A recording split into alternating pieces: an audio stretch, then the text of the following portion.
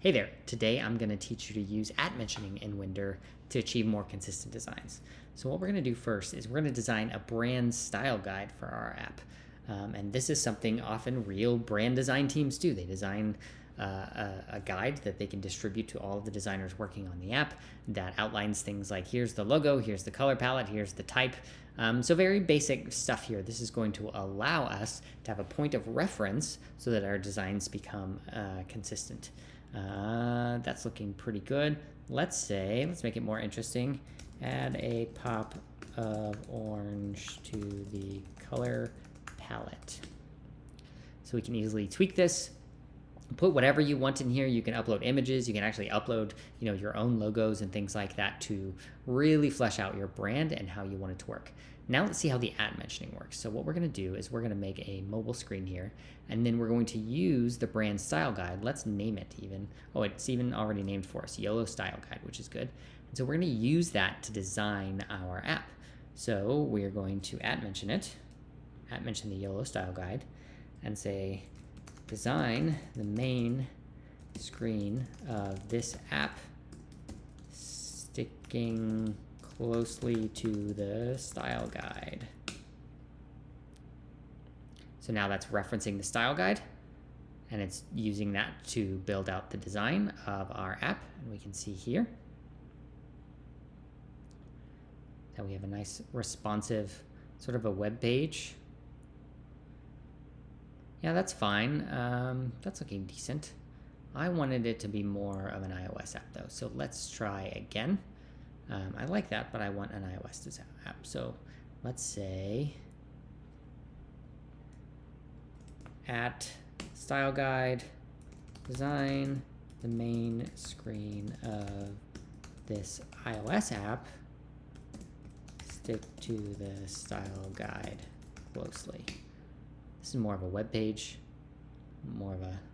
there we go, an iOS app. There you go. That's looking great.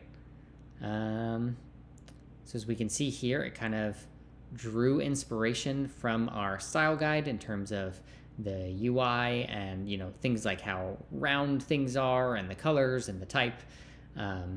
So let's go ahead, and another trick for consistent design is I often copy a screen.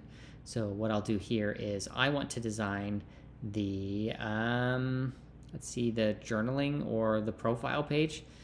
Actually, I'm going to add text to the menu items so I know what they are. Add text to the nav items. Just so I know what each of those screens is. There we go. Highlight the home icon. This looks like the home screen. All right, there we go. So let's design the new entry page. So what I'm going to do is I'm going to copy this screen, and then I'm going to design the new entry screen. And so by copying that, what I'm doing is I'm passing that to the LLM, and I'm using that for reference. And actually, it designed a pretty minimal screen, which I kind of like. Actually, I like this as the entry sort of screen, so that you can type in stuff, you can add images or a location, you can save, you can exit out of it. That's pretty decent. Now, when I design the next screen, I don't want to copy this one. I want to copy this one because I want it to be consistent. So again, go back to this one and say design the entries screen.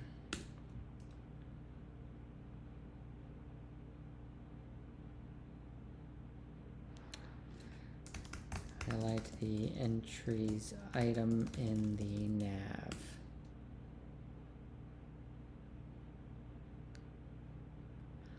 All right, and there you have it. That's how you use @mentioning inside of Wender to go from something like a brand style guide all the way through to actual designs. And then you can use those to reference each other and copy your screens. And all of it is really an exercise in context management. When working with LLMs, you have to think, what is the context that the LLM has? and how can I work within that context? Now, Wender has another feature that's called additional project context, where you could take a lot of this information and just paste it in there. And then every time you work in this file, every single prompt will have that within it as well. On the back end, it'll hide, a bunch of this extra context in there. So you can use either the additional product context, or you can use @mentioning and something like a style guide to accomplish the same thing. All right, give it a shot. Let me know what you think. Thanks.